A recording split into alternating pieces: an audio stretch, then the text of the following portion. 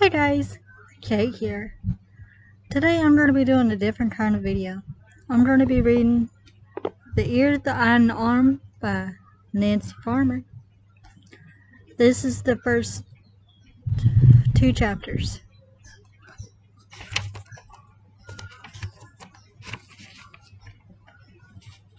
Someone was standing by his bed, a person completely unlike anyone Tendai had ever met.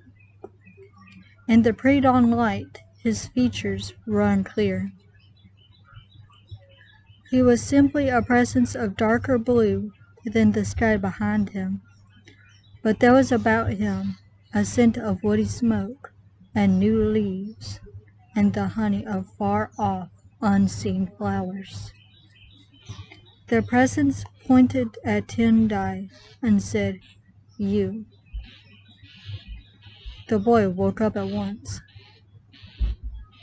The first rays of dawn were sliding over the garden wall, and the window was empty.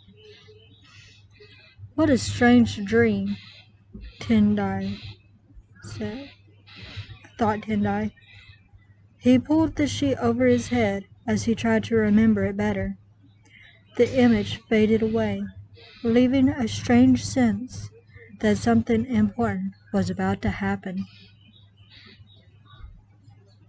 His ancestors must have felt this way before a big hunt. Tendai imagined them lying on the warm earth of their huts, feeling it tremble with destiny.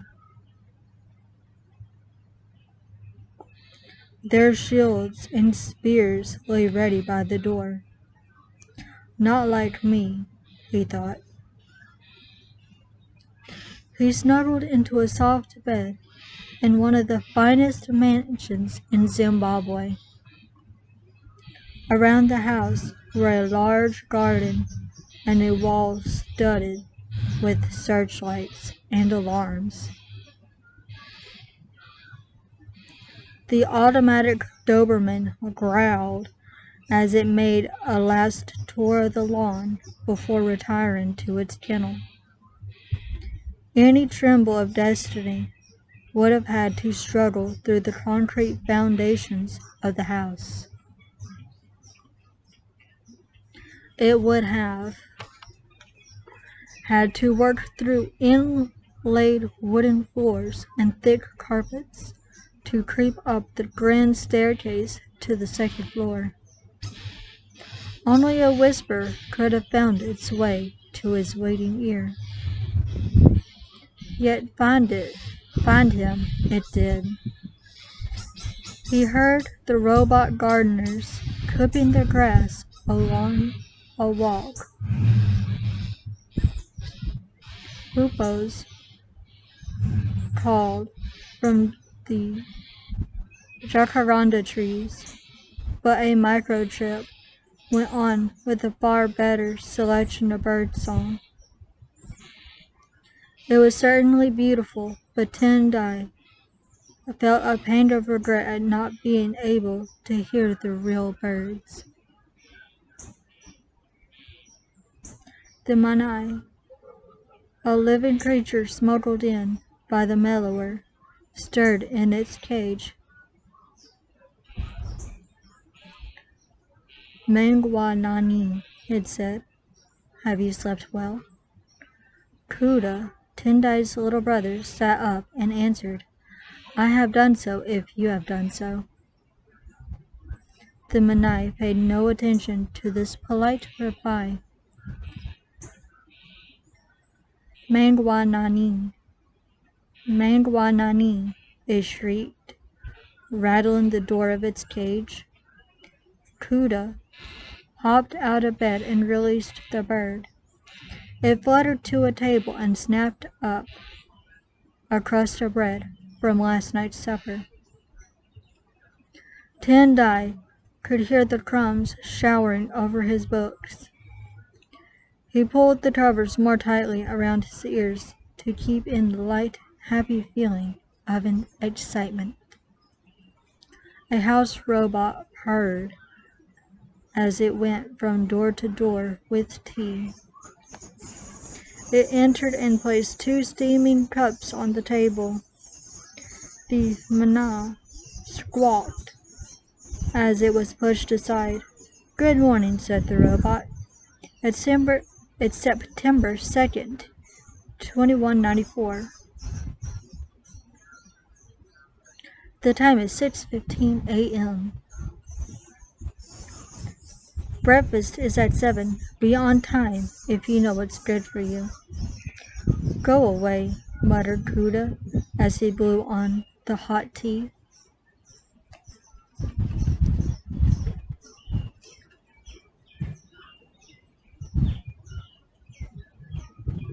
"Anyone who oversleeps is a big fat boo-boo head," retorted the robot as it glided out.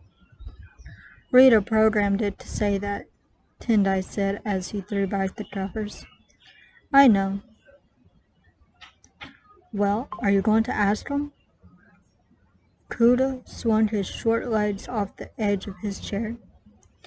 "I'm not promising anything." "You're a wimp."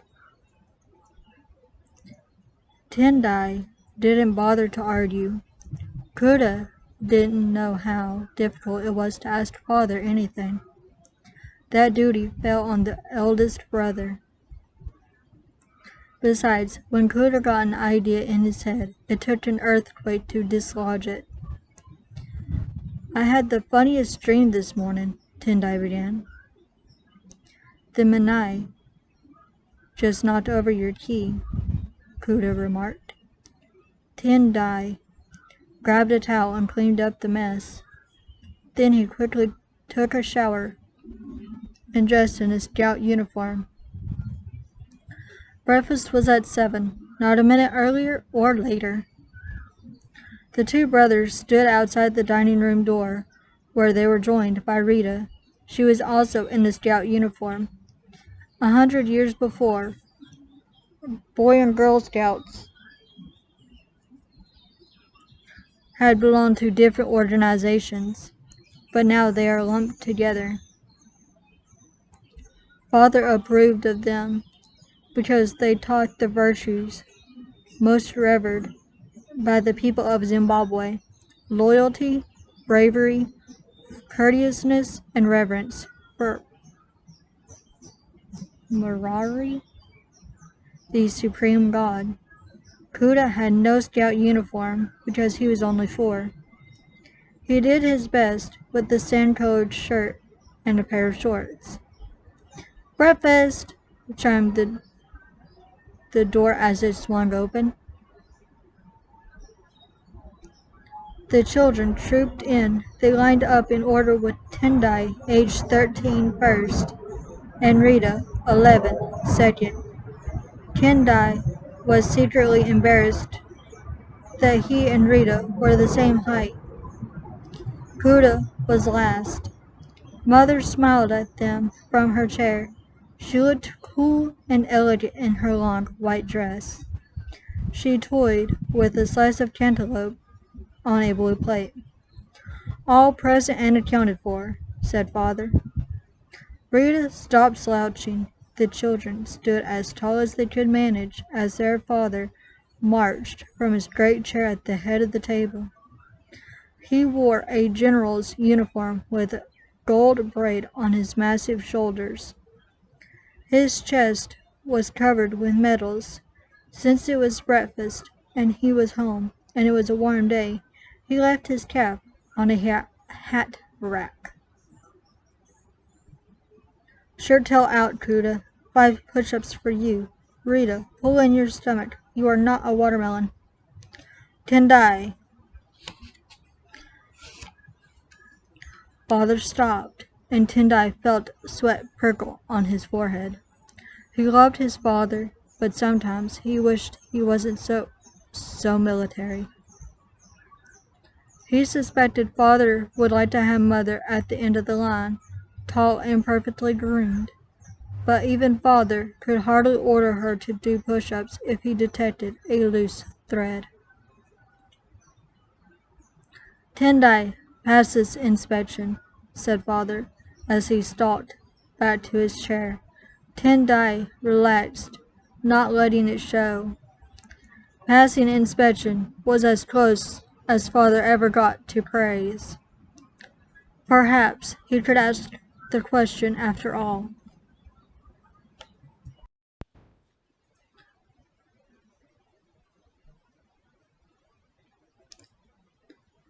Tendai relaxed, not letting it show. Passing inspection was as close as father ever got to praise. Perhaps he could ask the question after all. They were allowed to sit down, but things began to go wrong at once. The maid robot spooned porridge on the tablecloth. She had to be sent to the kitchen for readjustment. The butler took over the serving. He wouldn't give Rita extra sugar, and she sulked. The holophone trotted up to father's chair and clamored until he answered it. A report began to feed in. The pictures of fire engines and ambulances flashed across its screen. Tendai watched idly because he had nothing better to do.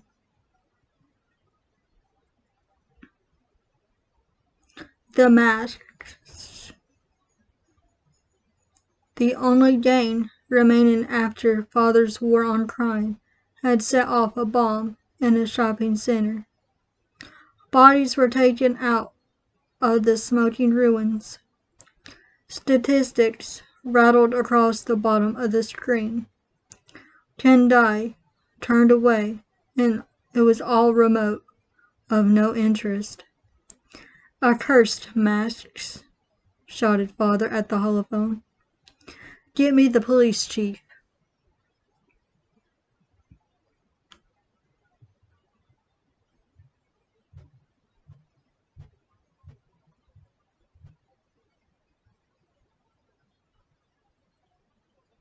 The phone bobbed and dialed.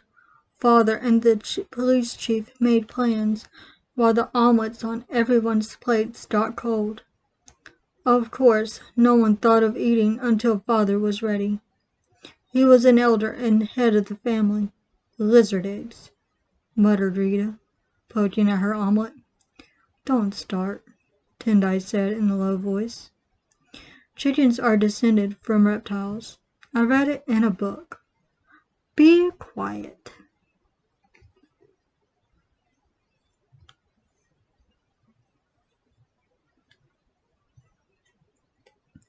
"Nasty old cold lizard eggs."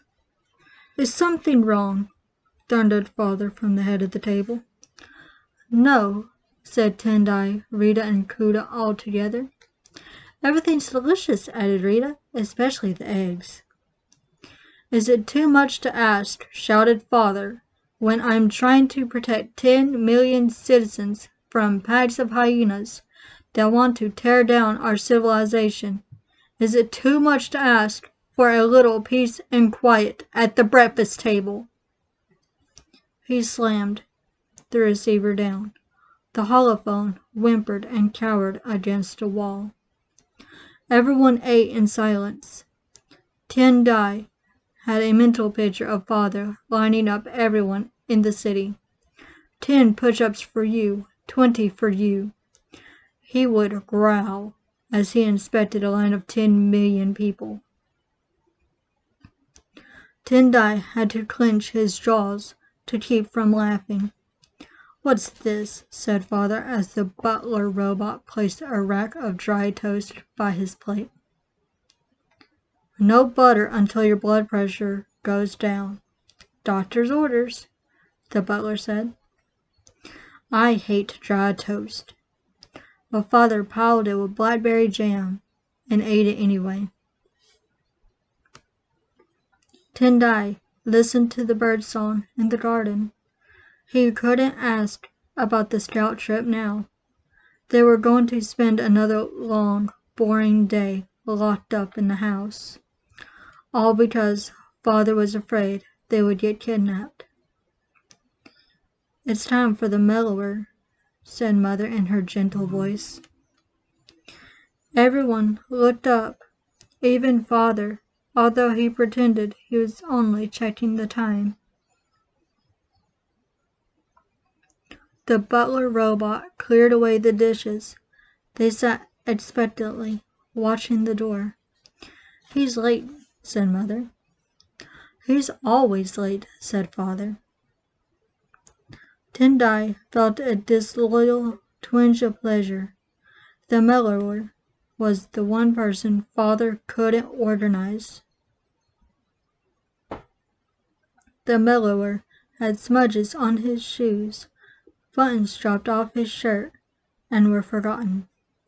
His lunches lasted 3 hours, and he made paper airplanes of the homework he was supposed to supervise. Tendai, Rita, and Kuda often covered up for him. "I'll send the butler after him," sighed Mother. "If he were one of my soldiers, I'd order him to do 50 push-ups." Father said, "No, 100. The sprinklers in the garden switched on. The odor of wet dust drifted through the window. It made Tendai think of the storms that blew out of the Indian Ocean. He thought of the faces of his ancestors turned toward the sky. They smiled as the rain opened the earth. And to Mondoro, the spirit of the land. I'm probably butchering some of the words in this book, so please don't come for me. It's a good book.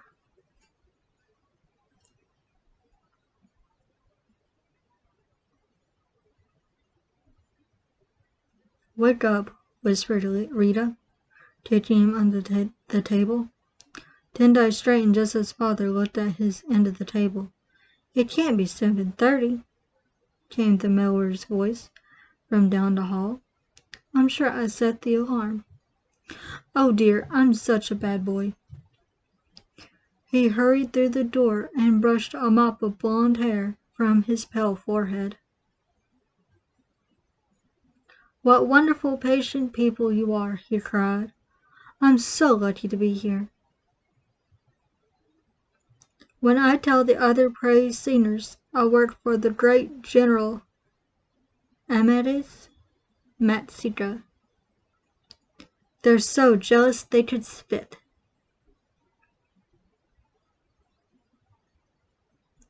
Tendai had heard praise singing described in many ways.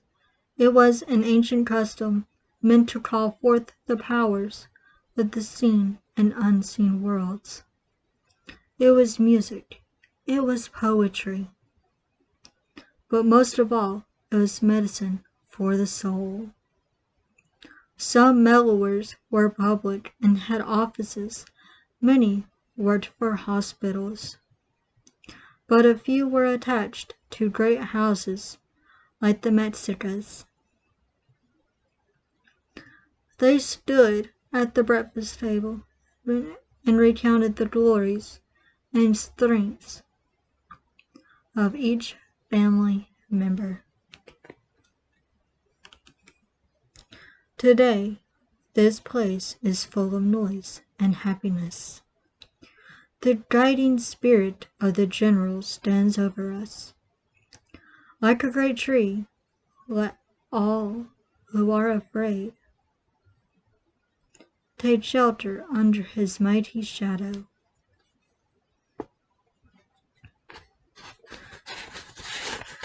Tendai noticed he was starting out with traditional poetry.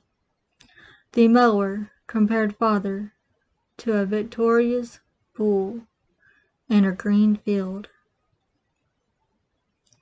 Then he changed to modern speech and described some of Father's actual victories. He recounted how Father rescued the president when Godwanan terrorists attacked her house, how she made him chief of security for the land of Zimbabwe. He pictured the long, bitter struggle against the gangs. As the mellower talked, the lines on Father's face relaxed. His eyes became distant and dreamy. Tendai thought the change was amazing. As the cares and irritations dropped away, General Matsuka became the father Tendai really wished he really had. The mellower spoke of Father's chemistry discoveries and her position as the professor at the university. Mother's eyes shone with pleasure. He praised Rita for winning a National Science Prize. He expressed happiness over her plumpness, which showed promise of great beauty. The peevishness in Rita's face melted away. Kuda, said the brave singer, spoke as clearly as a child twice his age. Nor did he have childish fears. Kuda was brave, a little elephant whose tusks were itching for battle. Like the great general himself, Kuda scowled fearsomely, as though enemies were present right in the room. Now a struggle began, as the mellower turned to Tendai. The man always saved him for last because Tendai suspected he sensed the resistance. Tendai didn't like the power praise had over him. Of course he trusted the mellower. No one else paid him as much attention. If the truth were known, he liked the man as much as his own father, but sometimes, often actually, he had trouble remembering exactly what the mellower had said.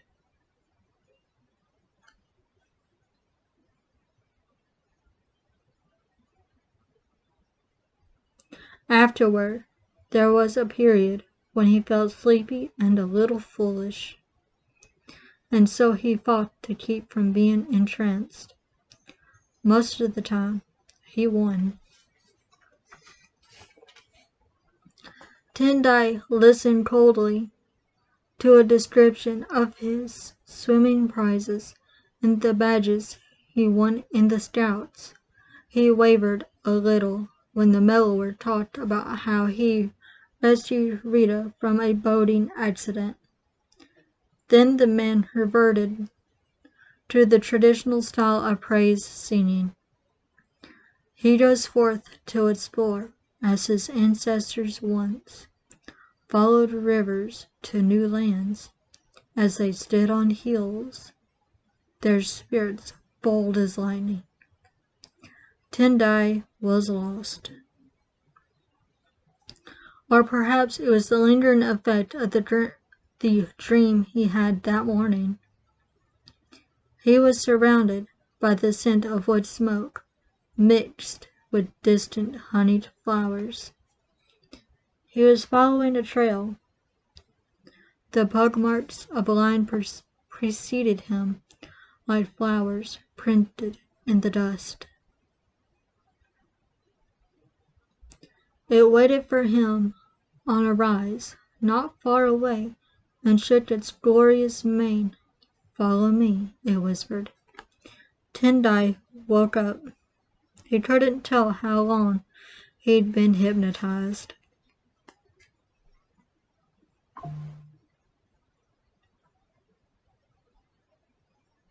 Everyone sat around the table with contented smiles. Microchip birds sang sweetly from the garden. Sighed Mother. stretching her arms before her. Rita yawned and prodded Kuda. "No push-ups for you," rumbled Father. The mellower bowed politely and withdrew. Very slowly, the room came back to life. To Tendai, it was like walking underwater. Father lounged in his great chair with his large feet stuck out before him. He nodded benevolently at the family. Now was the time to ask about the trip. But the same torpor that had overtaken Father also affected Tendai. He knew he ought to speak, but it was so comfortable to go back to the beautiful vision he had seen during praise. The holophone rang. "Library," ordered Father, rising from his chair. The holophone skittered in front of him as he strode down the passage. The library door closed, and Tendai's opportunity was lost. "Where does the time go?" cried Mother, as the ancestor clock in the hall announced that it was 8:30. She gathered up her lecture notes and somewhat distractedly called the children together. "Do your lessons well. Remember, the martial arts instructor is coming at 9. Tell the mellower I programmed the pantry to provide a nutritious lunch, and this time he is to see that you actually eat it." She looked sharply at Rita. "Kuda, you may not tease the automatic Doberman. Its chain is almost worn through, bad boy. Tendai, I expect you to be responsible for the others."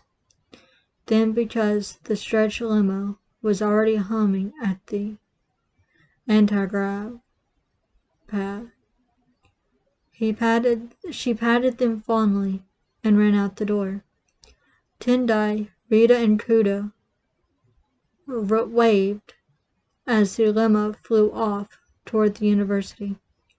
"Oh, bore," said Rita. "The martial arts instructor's already here."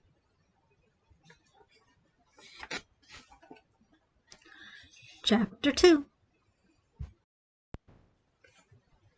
Naturally, because of the differences in their ages, the children didn't study the same things.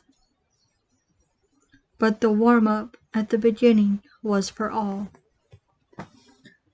They moved through Tai Chi to more ordinary exercises, such as running in place and toe touching. Rita never ever managed to touch her toes.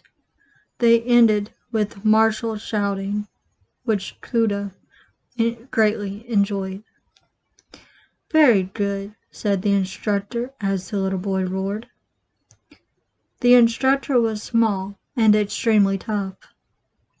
Rita said he was like a buffalo that had been boiled down until only the gristle was left. After the warm-up, Kuda was allowed to play, while Rita and Tendai studied strategy. Tendai was reading Sun Tzu's Art of War, and Rita had the writings of Julius Caesar. "Who cares how the Romans built their roads?" she grumbled. "They should all have stayed home and had orgies."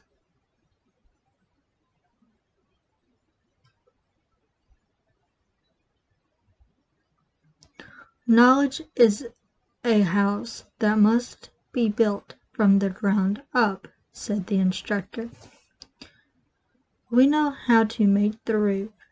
The information is useless if we don't understand the foundations on which it is to be placed." The man had absolutely no sense of humor. Still, Tendai thought the art of war was more fun than weapons practice. They learned to use bows and arrows, spears and nunchucks. Once a month, the father let them fly to the police rifle range to study more modern weapons.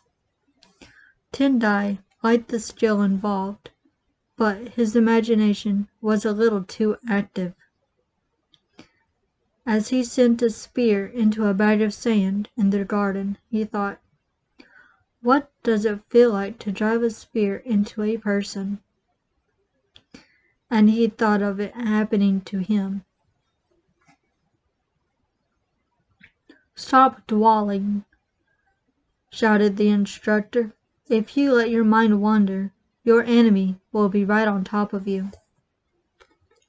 Tendai felt hot with shame. This would be reported to father. After the lessons, the children had a half-hour break. They snacked on milk and cookies on the lawn while the martial arts instructor reported their progress. "I'm glad this only happens once a week," said Rita. "Me too," agreed Tendai. "I hate exercise." "You are both wimps," Koda said as he threw a pebble at the automatic Doberman's kennel. Most mornings, Tendai and Rita were instructed via the hollow screen, with Kuda occasionally being included. They learned biology, African history, math, physics, and a foreign language. Tendai did Chinese and Rita French. They all studied Shona, the official language of Zimbabwe. Most afternoons were spent on homework, which the computers sent to the teachers. Their corrections arrived after dinner. And this was the way it had been as far back as Tendai could remember. He had never entered a noisy schoolyard. He had never played a team sport or shared a lunch with other children at a crowded table. Father was too worried about his enemies. Of course, they visited acquaintances of father and mother who sometimes had children. These meetings were awkward. Tendai found it difficult to make friends with people he might not see again for months. "Are you going to ask him about the scout trip?" said Rita as she fed cookie crumbs to a line of ants. "I'm waiting for the right moment." Tendai looked up at the defenses on their garden wall. Electrified wire, alarms, even machine guns. The gate was opened by a pass card. Now and then, Father gave one to the mailer to allow supplies to be delivered. It could only be used once. "He's scared," Kuda said, pinging another pebble at the kennel. The Doberman charged out the opening with its metal hackles raised. It was brought up so sharply by the chain that it flipped over on its back.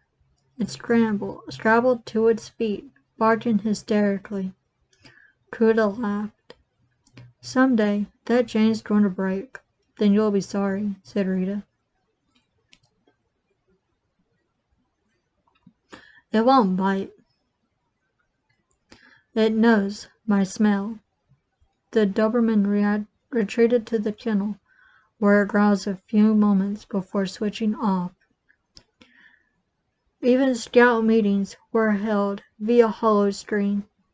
Tendai thought glumly. The merit badges were sent by mail.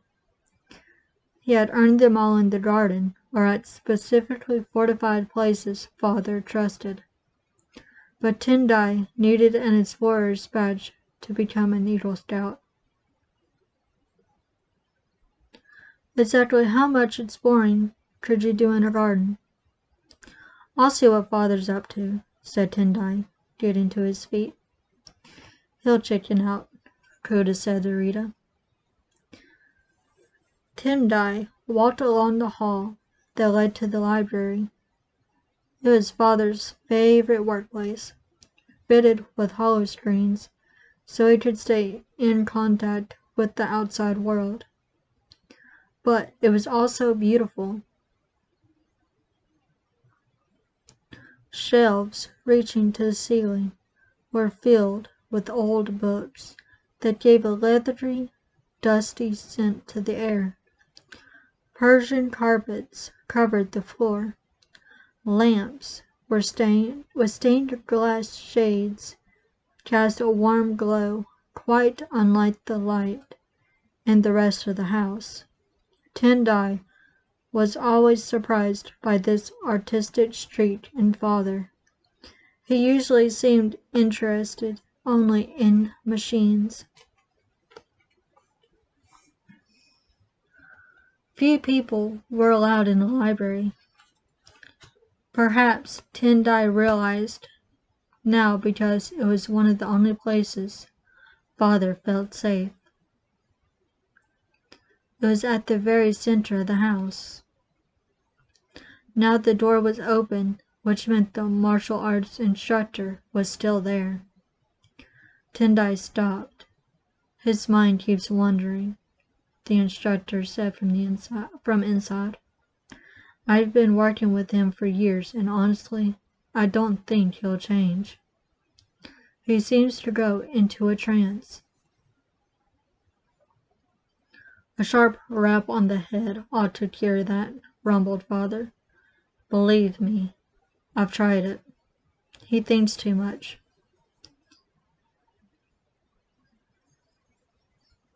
Thinking has its place, but not during battle. What are you telling me? That he isn't cut out for a military career, said the instructor. I'm sorry. I know you don't want to hear this. Your other son has the right spirit.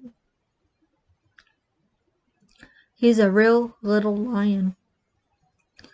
Are you... Tendai could hear Father looming out of his chair. Are you saying my son's a coward? The instructor paused. Tendai held his breath. Not exactly. He feels the other person's pain. That's a bad trait in a soldier. Tendai leaned against the wall. He had thought the man too stupid to notice. Father settled back with a heavy sigh. I'll have to think about this. I wish you would. There's a problem in a completely different area. I would welcome a completely different area. A lot of people are worried about the trade agreement with Gondwana. The instructor said. It gives them entry into too many parts of the country. Tendai stopped listening. The Gondwanans were everybody's boogeyman. They were blamed for everything from locusts to headaches. Zimbabwe had signed a peace treaty with them years before, but it seemed no one could let bygones be bygones. Tendai was bored with Gondwanans who lived far to the north and probably carried on their boring lives in exactly the same way as Zimbabweans. What was he going to do about Father? It's not fair, he thought, clenching his fists. I hate that instructor. I'll stick him with a spear if he wants a good report. But even as he imagined this, Tendai felt the blade he had just mentally driven into the instructor's chest. The sensation made him sick. Does that make me a coward? He thought.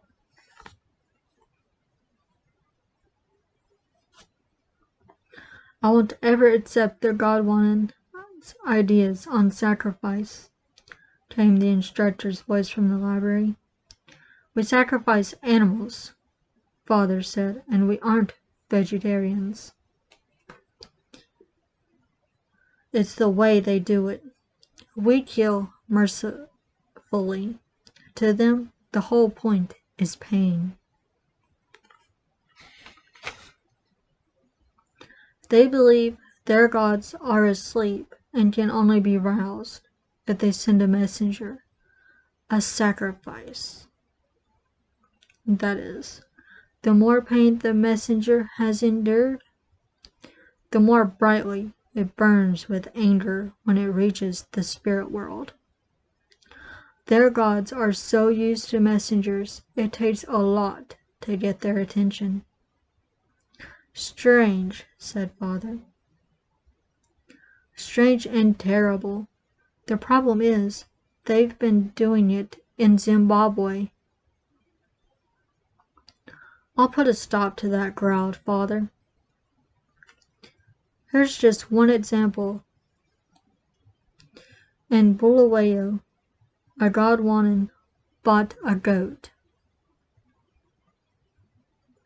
The instructor explained how the goat followed its buyer to a courtyard where other God-wanteds awaited. There it ate the grass left out for it as the men sharpened their knives.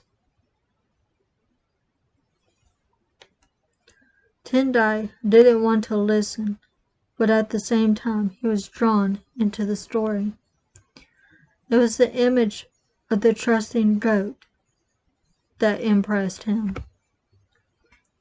The instructor began to describe what was done to the animal, leaving nothing out. It was clear as the surgeon's report, but Tendai's mind added other details. He smelled the blood. He heard the bleeding. What was that? Said Father. The men came to the door at once. Tendai looked at them from the floor, where he had slid from his knees, turned to the where he had slid when his knees turned to rubber. Why are you sitting here? Thundered Father. I didn't want to disturb you. Tendai scrambled to his feet. Were you eavesdropping? Eavesdropping? Yes. I didn't mean to. It would be interesting to know how long he was there, the instructor said dryly. I will not be spied on in my own house, shouted Father. You, of all people, should know only cowards listen at doors. If you're curious, ask a question. Don't skulk. Maui. He turned abruptly and strode back to the library with the instructor. The door slammed. Tendai felt bathed in heat. His ears rang with Father's powerful voice. For a minute he couldn't do anything. Then he went to his room, where he sat with his eyes closed and tears running down his face. Then he went to his room, where he sat with his eyes closed and tears running down his face. But he didn't make a sound. No way would he let Rita and Kuda find out he was crying. Presently, the tears dried up, leaving a heavy residue of despair behind. If he wasn't fit for a military career, what was he good for? And was being a coward something you were born with, like ears that stuck out? The stretch limo whirred as it left the anti-grav pad. Tendai squinted at the bright sky. He saw the chauffeur, the martial arts instructor, and father. They were probably going to meet Mother for lunch. Rita and Kuda waved at the limo from the garden.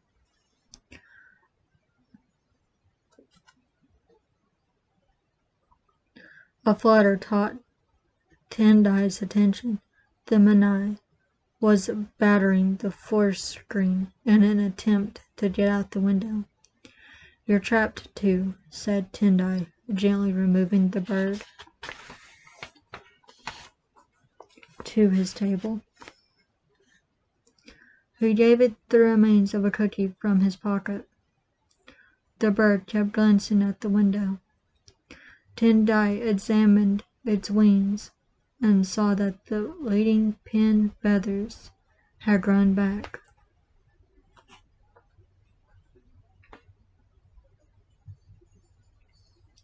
The Melor plucked them out of the right wing when he remembered. That unbalanced the Manai, so it couldn't fly. But of course, the Melor often forgot, as he forgot most things. The Manai was perfectly capable of flight now. Tendai switched off the force screen and waited. The bird, casting a quick look in his direction, flew at the window again, but this time it encountered no barrier. It gave a loud squawk of surprise as it sailed out. Then, realizing its good fortune, it rose up, up, up, following the path of the stretch limo. The Manai lifted on a rise of warm air as it coasted over the garden wall, over the snapping electric wires, and broken glass and machine guns. It was a black dot in a hot blue sky, going swiftly, and then it was gone. Tendai, somewhat regretfully, closed the bird cage and put it into the closet. Well, the Manai was free now, and it hadn't even looked back.